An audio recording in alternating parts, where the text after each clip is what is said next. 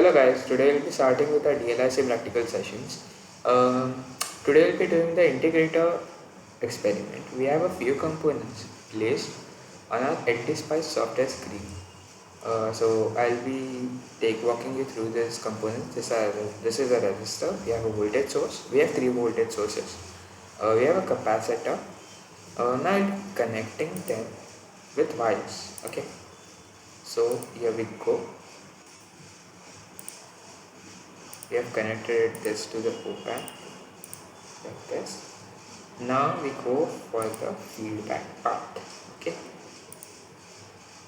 we continue. Now we simply join it over here. This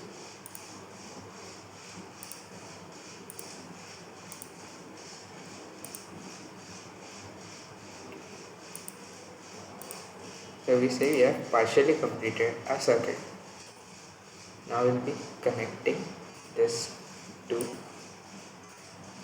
it over here. Yeah. Now one more thing which is left is connecting the ground terminals. We will be connecting the ground terminals over here and over here.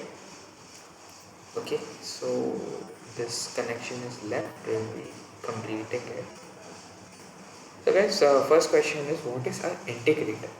Integrator is an inverting amplifier in which the feedback path is replaced by the resistor. The feedback path is replaced by a capacitor. Okay, so this is somewhat the circuit which we are going to work on. Now we'll be adding a few labels and changing the names for simplicity. Okay, so this will be R1 of value 159. This we will be calling as R1 and its value will be 144.55. This is our feedback resistor and we will be having its value as 1.59k. This is our CF feedback resistor and this value is 0.1 me. Okay, so now over here we will be sorry guys, just small mistake, I by mistake connected the wires over here.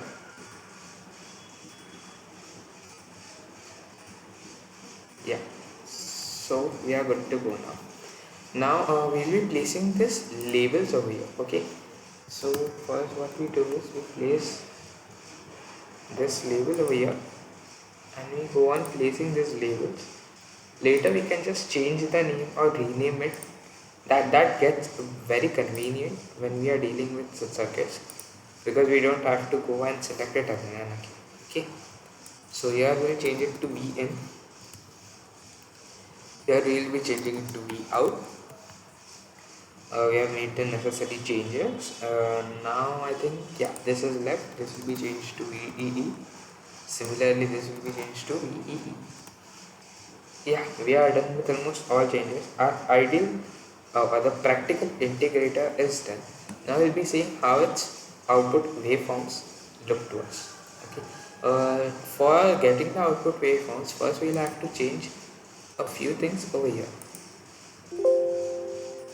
We will be making this a sine wave of 0, 1 and 1k.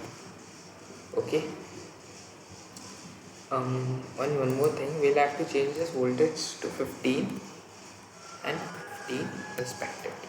Okay, so almost everything is done. Now only one thing, AC amplitude will be making it as 1, and yeah, we are good to go. We could run this. We'll have to put the stop time, guys, so we'll be putting it as 0.01. Okay, I have a previous circuit open, that's why it popped up. No problem, we'll just look at the circuit right now. So this is our V in. If this color is not visible, I will be changing it to blue, and this is our V out. So here we see the waveforms pretty much clear. So this is the at the 7-volt peak, and this is our V input, this is our V output. This is the waveform when the sine wave input is provided. Now similarly we will be checking the waveforms for different inputs. So let's move to, let's say, square wave input. Yeah, so for square wave input, we'll be making certain changes. Here we'll be selecting the pulse option and we'll be making changes over here. So I'll tell you what the changes are. Here this will keep it as -1. This we could keep as 0. Here we could keep it as 0.001 mean, and here also similarly can keep it as 0.01. The t on time we can keep it as 0.05 m. Okay, sorry, it doesn't matter yet, but we'll keep 0.1 m. Yeah, so we are almost done. Now we'll be checking what happens when we provide a square wave input. Yeah, so we'll be running it. We see this kind of wave because at the start the capacitor is not charged and it takes time, so we'll be making certain changes over here. The first change I would like to make is we'll start it from 1 millisecond. Now you'll ask me what is the reason for changing it. It is just to get the main part or the crisp wave, and the other part, the starting part of the whole wave, let's focus on a certain part of the experiment. Okay, and this will be 0.1 mu. Okay, so this much is done. We'll also change the y-axis. We'll make it -2 for our curve, or +2. Yeah, so here we are seeing the wave. This is the triangular wave, this is the square wave, and this is the triangular wave as the output. Now similarly we'll be moving to one more form. Now we'll be taking the triangular wave as input. Here we took the square wave as input. Now we will be taking a triangular wave as input. So before we proceed, we'll again make changes over here. We'll make it 0. The t rise time, we'll be making it 0.05, and here also we'll be making certain changes. We'll be making it as 0.05, and this will be 0, and this will be 0.1. So now again we will be running it. At the input we can see triangular wave. Since this frequency is high, we can see it in this form. Again, as I told you, the capacitor is initially discharged, so we are getting such kind of waves. We will be changing the vertical axis and the horizontal axis, and we will be getting our waves which are perfectly fine. We have to change the x-axis also, friends. So here we go. We started from 1 millisecond and we go on till, let's say, 2 milliseconds, and we could have 1 microseconds as the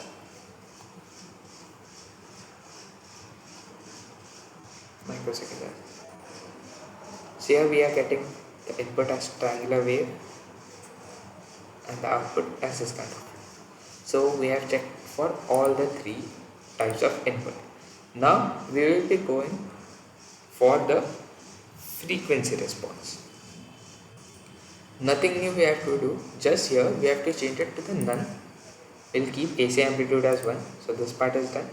Now what we will be doing is, in the simulation command we'll go to edit simulation command, and over here we will be making certain changes. In the AC analysis we will be choosing the type of sweep as decade, and correspondingly we will be making a few changes.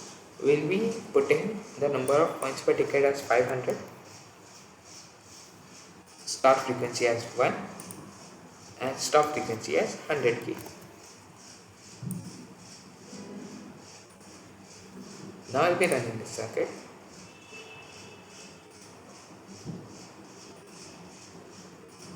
We will be looking at Vout. Now there must be a question that why there are this 2 lines. What is this dotted line?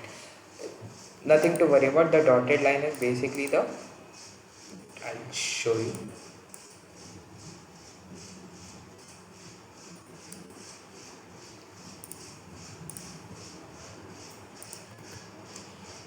So the Dotted line is the phase part. So if we don't want it, we can simply go and change it over here by don't plot phase.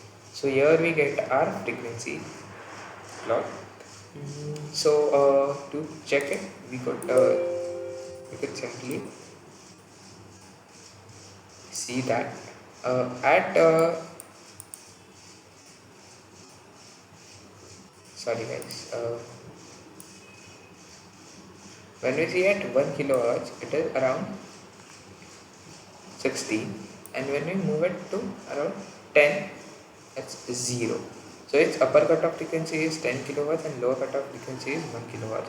So what function integrator does is it acts as a low pass filter, and so it passes the frequency lower than 1 kilohertz and obstructs the frequency above the 1 kilohertz. So this is what our integrator experiment was.